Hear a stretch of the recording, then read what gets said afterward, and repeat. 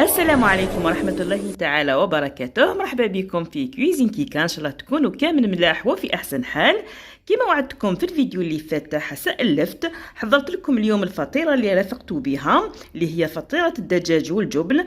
بزاف بنينة وخفيفة، العجينة رائعة طرية وسهلة التحضير. اما الحشو فشهي جدا، حضرته بنصف صدر دجاج مع جبن الموتزاريلا والشيدار. تابعوا معايا التفاصيل الاخير، جيم وتعليق اذا عجبتكم الوصفة، ومشاهدة طيبة. بالنسبة لمكونات العجينة، عندنا 300 غرام تاع الفارينة، بتحبوا تقيسوها بالكاس، هي 2 كؤوس تاع 250 مليلتر. عندي ملعقة كبيرة تاع حليب بودرة، ملعقة كبيرة تاع السكر، ملعقة صغيرة خميرة الخبز، وملعقة صغيرة تاع ملح. عندي هنا بيض، حبة بيض، و6 ملاعق كبيرة تاع الزيت، ونلموها طبعا بالماء الدافي. بسم الله. نخلط اولا كل هاد المكونات الجافة مع بعض، ونضيف مباشرة الزيت. بسم الله. ونبسسها جيدا بهذه الطريقة. فوالا.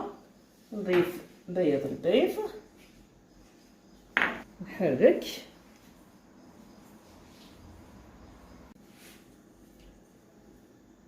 ونبدا نلمها بالماء الدافي. بسم الله. نحط كمية صغيرة، تاخذ لنا حوالي نصف كاس.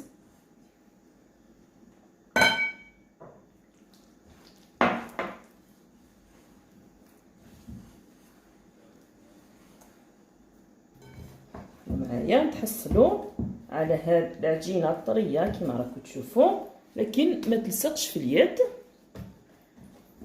هكذا نعجنها حوالي دقيقتين بهذا الشكل حتى تولي ملساء.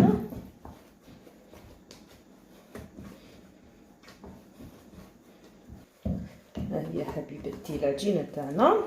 اذا هنا نحطها في مكان دافي، خليها تخمر، ونجي نحضروا الحشو. راح نحتاجو في الحشو تاعنا الى نصف صدر دجاج مرحي، تقدروا تستعملوا لا داند اذا حبيتوا، لي سكالوب دو داند. عندنا بصله متوسطه قطعتها قطع صغيره جدا كما راكم تشوفوا، وحبه تاع فلفل صغيره قطعتها كذلك بنفس الشكل، وثلاث فصوص ثوم مرحيه. نسخن على نار هادئه 2 ملاعق كبيره زيت زيتون مع نصف ملعقه كبيره زبده. بسم الله. نضيفوا الدجاج،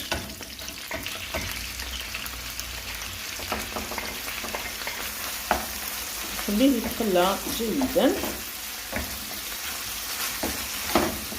بسم الله. وهنا نضيف البصل والفلفل مع الثوم، ونكمل نقليهم مليح مع بعض.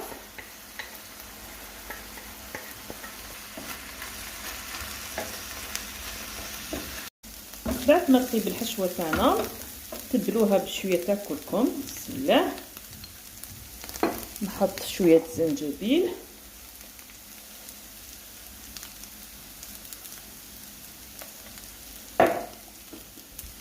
نضيف التوابل تاع الدجاج،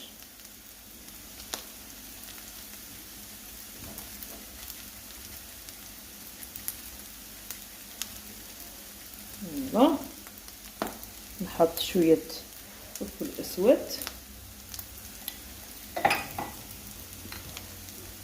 وملح،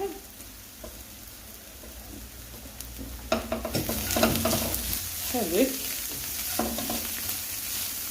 وفي الاخير نضيف حوالي 50 غرام تاع جبن طري.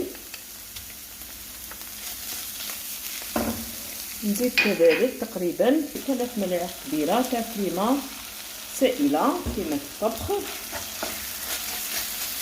نخلط كلشي مع بعض، نطفي على الحشو تاعنا، نخليه يبرد تماما باش نحشو الفطيره تاعنا. نولو حبيباتي العجينه تاعنا اللي خمرت وتضاعف الحجم تاعها.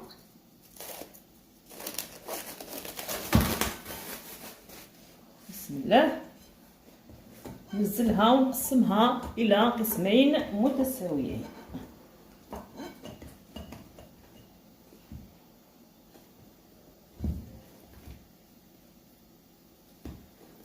طبعا نرشو شويه تاع الفرينه فوق طاوله العمل ونحلها على الشكل دائره بسمك 3 مليلترات تقريبا.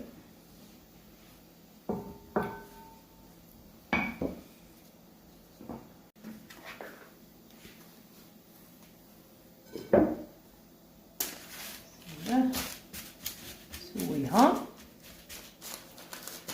نجيب الحشو تاعي. لان هنا عندنا الحشو اللي حضرناه، عندي جبن مبشور وقطع تاع موتزاريلا. نوزع اولا كميه من الشيدار هكذا فوق العجينه بدون ما نوصل للاطراف.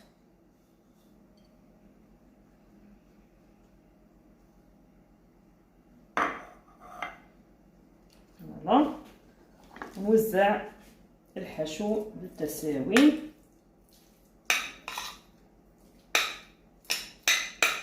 نوزعو بهذه الطريقه ونباعد على الاطراف بحوالي 1 سنتيمتر.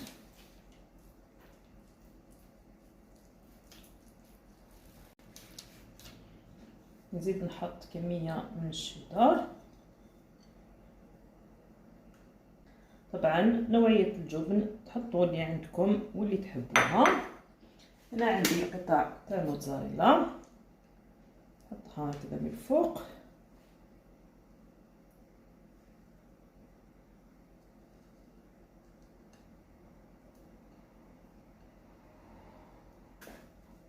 كما راكم تشوفوا حبيباتي، راح نزيد نفتح كذلك العجينه الثانيه بنفس الشكل بسمك 3 ملم.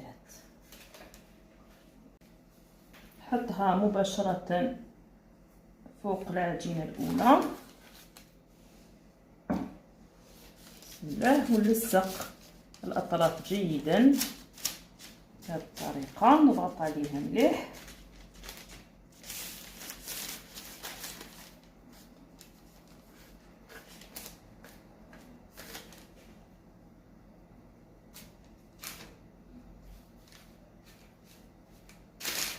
نزيد نضغط عليها هكذا، نسويها جيدا.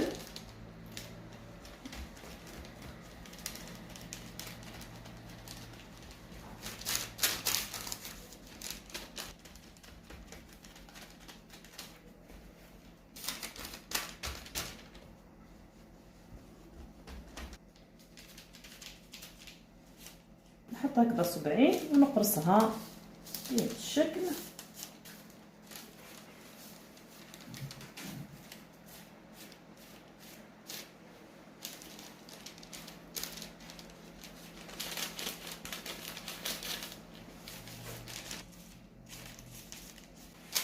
نقبها كامل من الفوق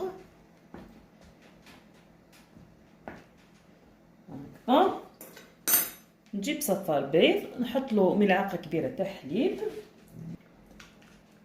نخلطه جيدا ونطلي سطح الفطيره تاعنا بهذه الطريقه.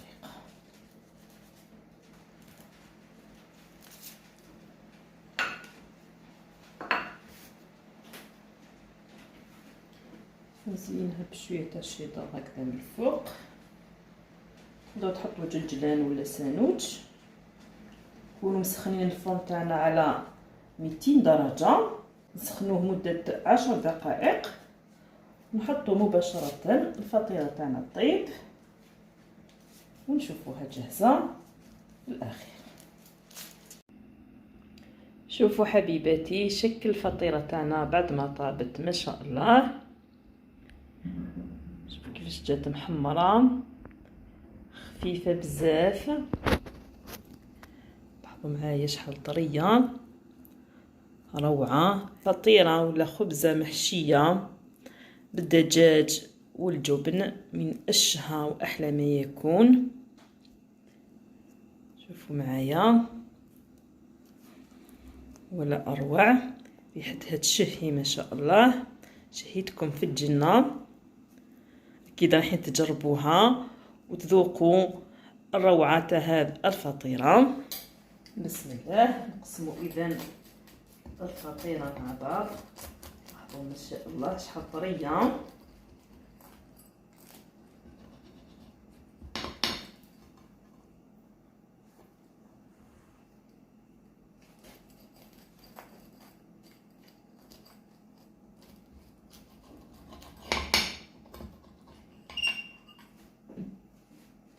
فطيرة عائلية كما شفتوا الله يبارك، كبيرة.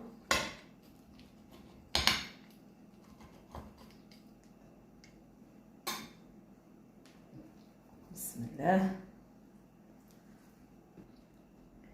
تشوفوا شحال خفيفة وطرية، محشية بالدجاج والجبن والموتزاريلا.